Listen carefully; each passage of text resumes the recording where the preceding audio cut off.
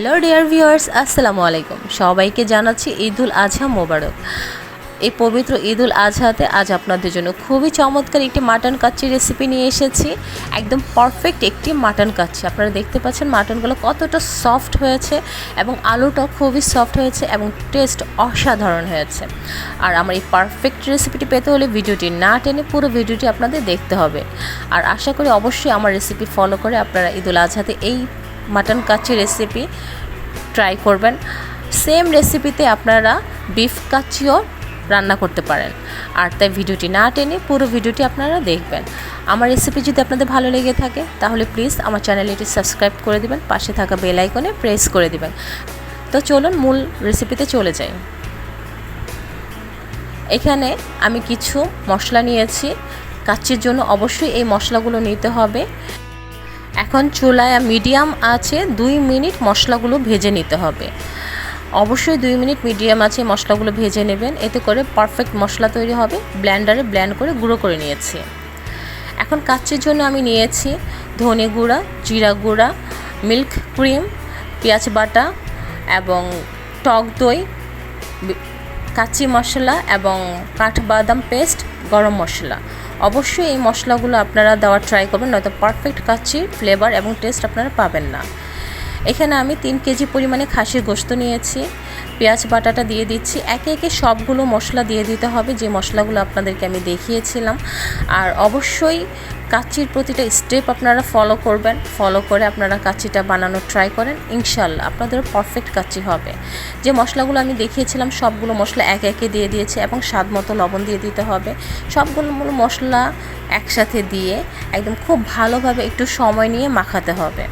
আর অবশ্যই এখানে মিল্ক ক্রিমটা অবশ্যই দেওয়ার ট্রাই করবেন এবং টক দইটা দিলে আপনার এটা খুবই ক্রিমি এবং টেস্টটা অনেক বেশি ভালো হবে। 1 কাপ পরিমাণে দিয়ে দিলাম বেরেস্তার তেল এবং স্বাদ মতো লবণ দিয়ে 10 মিনিট সময় নিয়ে খুব ভালোভাবে মাখাতে হবে। অবশ্যই একটু সময় নিয়ে মাখাতে হবে, এতে করে মাংসের টেস্টটা এবং খুবই ভালো আসবে এবং ফ্লেভারটাও ভালো হবে।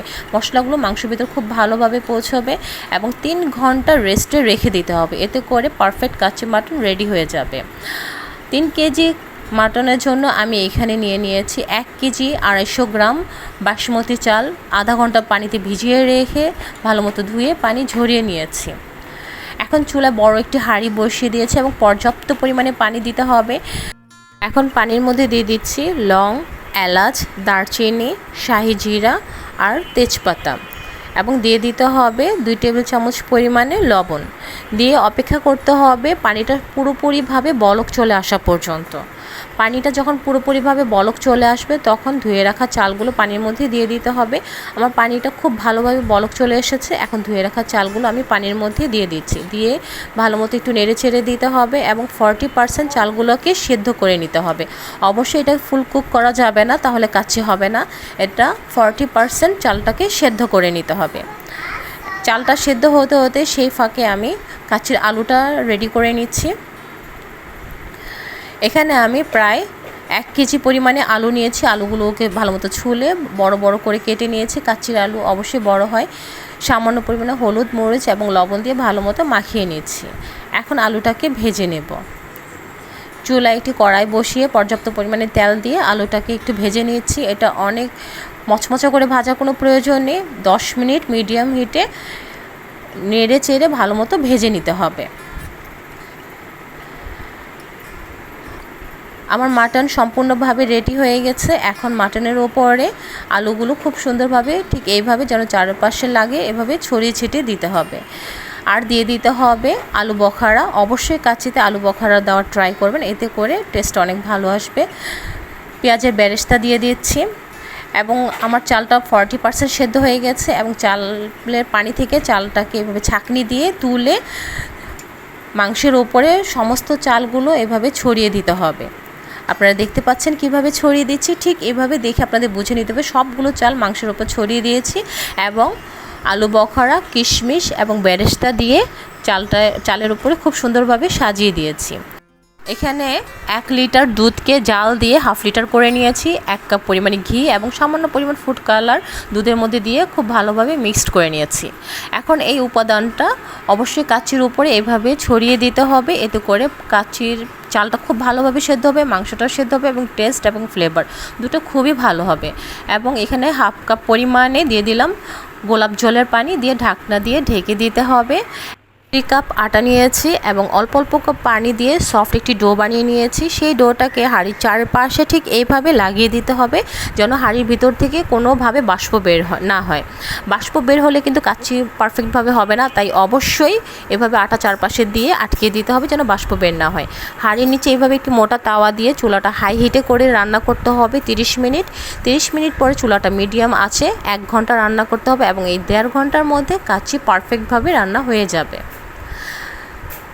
আমার কাচ্চিটা রান্না করতে 1.5 ঘন্টা লেগেছে। 1.5 ঘন্টা পরে আমি আপনাদেরকে দেখিয়ে দিচ্ছি কাচ্চিটা কেমন হয়েছে। এইভাবে একটি ছুরির সাহায্যে আটাগুলো সব সরিয়ে নিচ্ছি, সরিয়ে ফাইনাল লুক আপনাদেরকে দেখাচ্ছি।